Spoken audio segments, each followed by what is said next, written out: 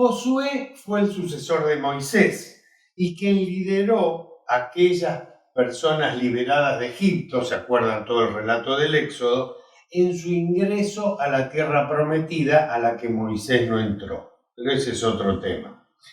Las personas que salieron de Egipto eran un grupo bastante heterogéneo, todos descendientes de Abraham, de Isaac y de Jacob.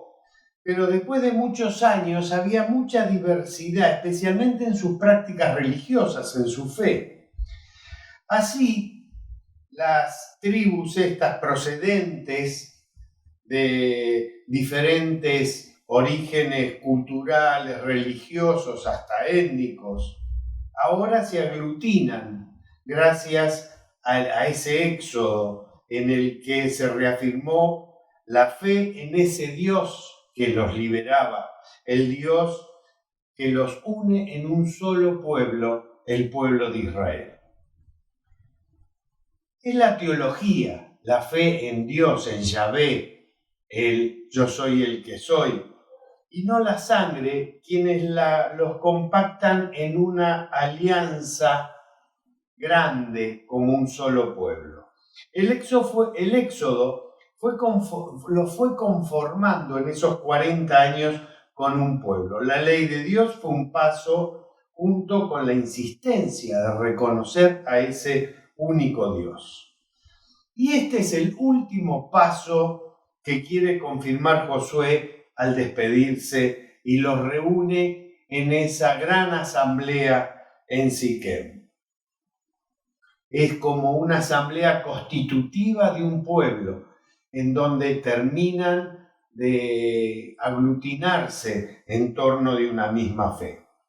El pueblo debe aceptar definitivamente esa nueva identidad teológica que es necesariamente social y cultural.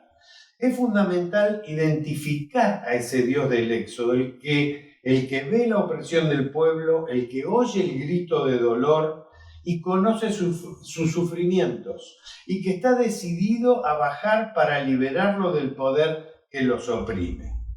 El Dios de sus padres, el Dios de la historia. El corazón de esta alianza es la fe. Una fe común en este Dios, y también supone identificar a otros dioses extraños, a dioses cananeos, egipcios, imágenes corrompidas de Dios que generan esclavitud y muerte, un sistema de impuestos, una vida de esclavos, una religión opresora.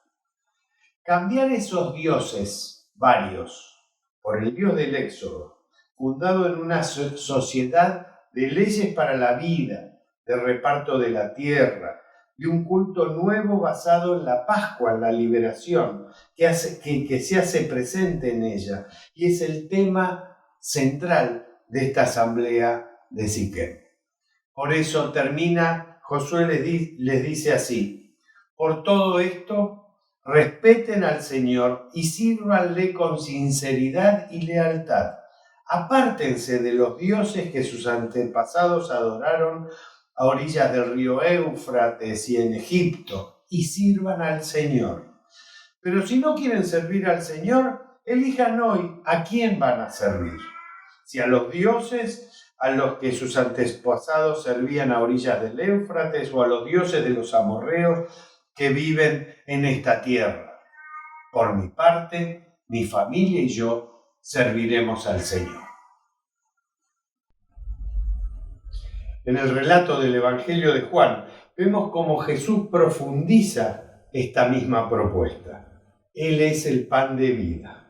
Y en ese discurso largo que sigue el signo más repetido en los Evangelios, la multiplicación y el reparto de los panes. Hay otro pan, Jesús es ese pan. Como en la asamblea de Siquem, Jesús los encara directamente y le dice: ¿también ustedes quieren marcharse? Los dos signos portentosos de Jesús habían sido las curaciones y las mesas compartidas. Se sienta a la mesa con pecadores y cobradores de impuestos. Se deja invitar por ellos. pero en la gran mesa compartida del desierto y en la última cena. Él mismo es el anfitrión. Es como sentarse a la mesa con el mismo Dios con nosotros.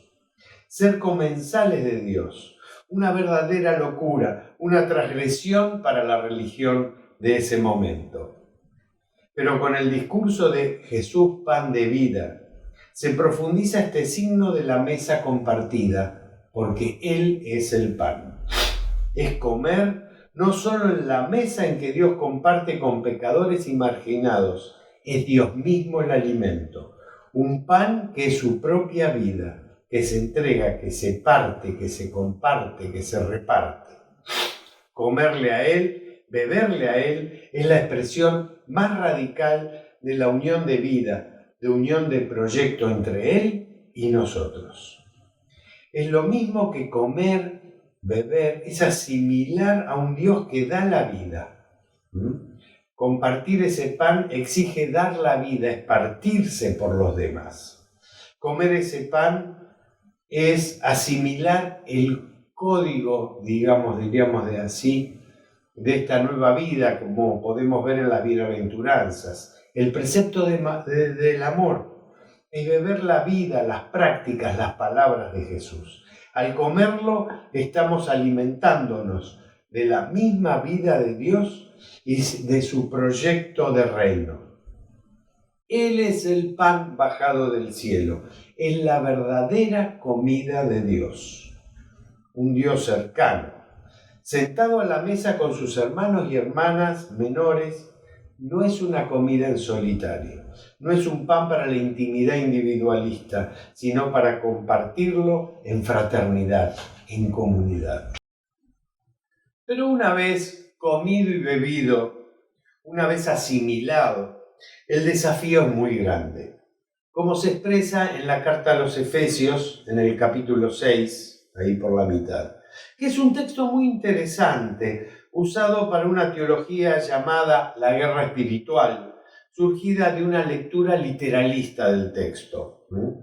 Lo que sostienen esto suponen que los cristianos estamos en guerra con el mal en todas sus versiones y que la tarea es de ser soldados en esa guerra.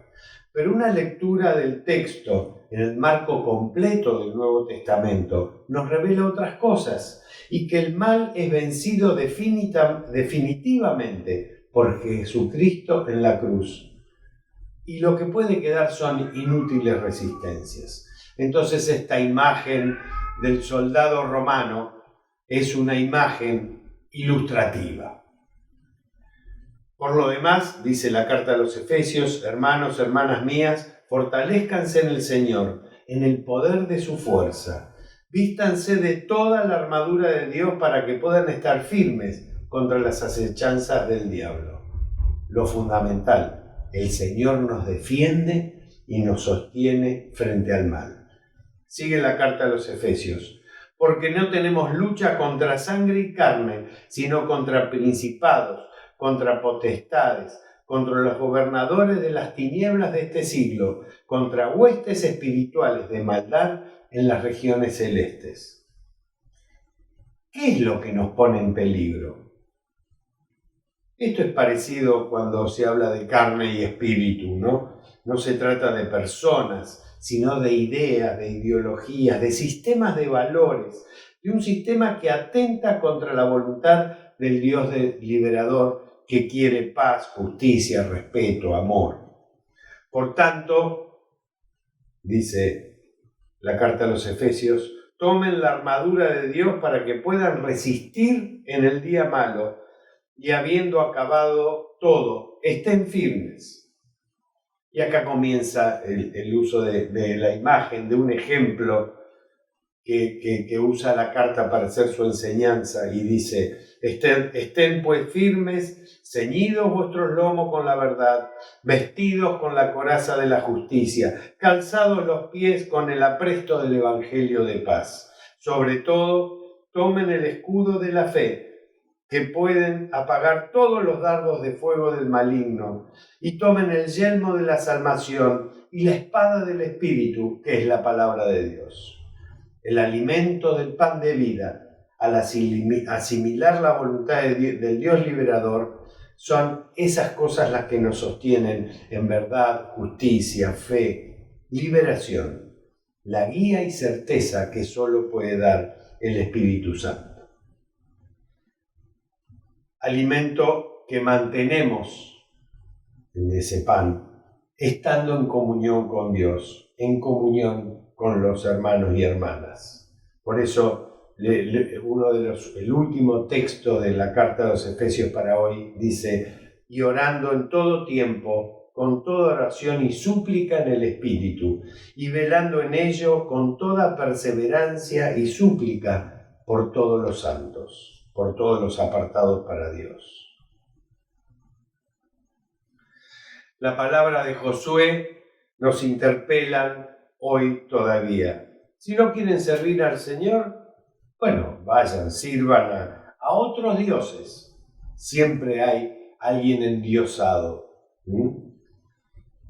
Por mi parte, mi familia y yo, dice Josué, serviremos al Señor. O quizás en otras palabras, un poco más nuestras, ¿y vos de qué lado estás? ¿No? Del Dios de Jesucristo que libera, lleva la justicia, que trae paz y a la convivencia armoniosa con Él, con los demás, con uno mismo, con todo lo creado. O de los valores del sistema, que están en contra de esa voluntad de Dios, que lo ignora, que busca vencer a otra persona, tomar pastillas sin recetas y explota desmesuradamente todo lo creado hasta destruirlo.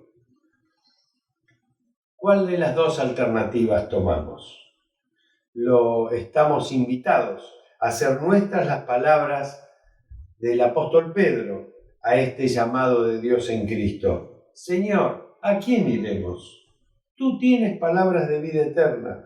Nosotros hemos creído y conocido que vos sos el Santo de Dios. Que estas también sean nuestras palabras frente a la interpelación de Jesús, que es nuestro pan de vida.